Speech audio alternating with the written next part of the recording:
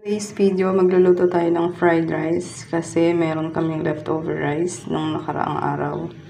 So, ito yung ingredients. Bawang, syempre. Tapos, ito yung ating hotdog. Hotdog and ham. Ayan. Tika konti lang kasi konti lang naman yung rice. Tapos, may leftover kaming hipon. And may isa pa kaming leftover na mang inasal. So, isasama ko na rin siya sa fried rice. Tapos, magpiprito lang tayo ng hotdog. Ay, itlog pala. Ayun, itlog. Sunny side of itlog. So, ayun, inuna ko na iprito yung itlog. Bago tayo mag-isa. Babawasan natin yung mantika kasi masyadong marami.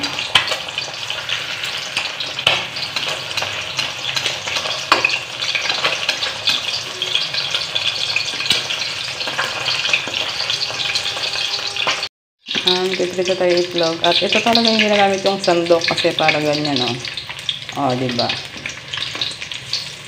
Mabilis masandok yung mantika. Pala ng mantika, guys. Binawasan ko yung mantika. Tapos, pinirito ko tong hipon. Namula sa taba. Pinirito ko lang para itatapin sa lang natin sa mamaya.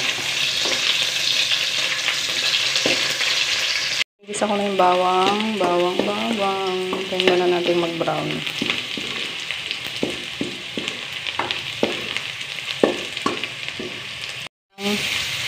Nag-brown na yung bawang, so nilagay ko na yung hotdog.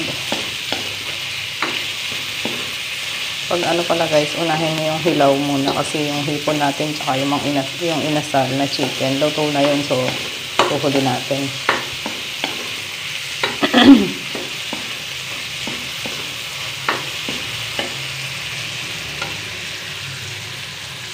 Pwede rin na rin natin ilagay ang ham.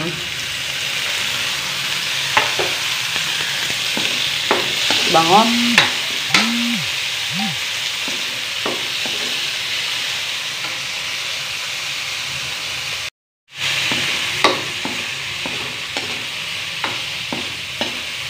Ito na rin yung manok, guys.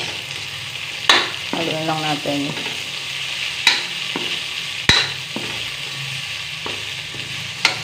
Tingnan natin yung rice.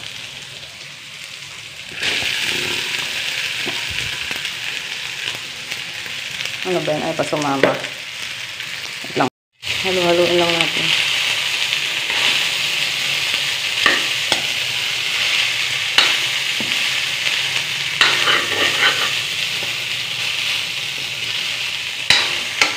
Ayan guys, halo-halo lang para make sure na naluto talaga.